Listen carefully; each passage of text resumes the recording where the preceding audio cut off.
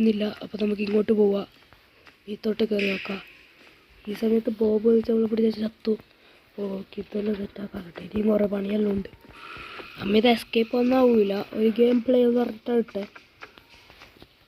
Okay, അപ്പോഴേക്ക് ബോംബൊന്നും വരാനെന്നാൽ മതിയായിരുന്നു. നമുക്ക് ലൈറ്റ് കറണ്ട് ഓണാക്കാം. കറണ്ട് ഓണാക്കിയിട്ടുണ്ട് തോന്നുന്നു. നല്ല ബോബ്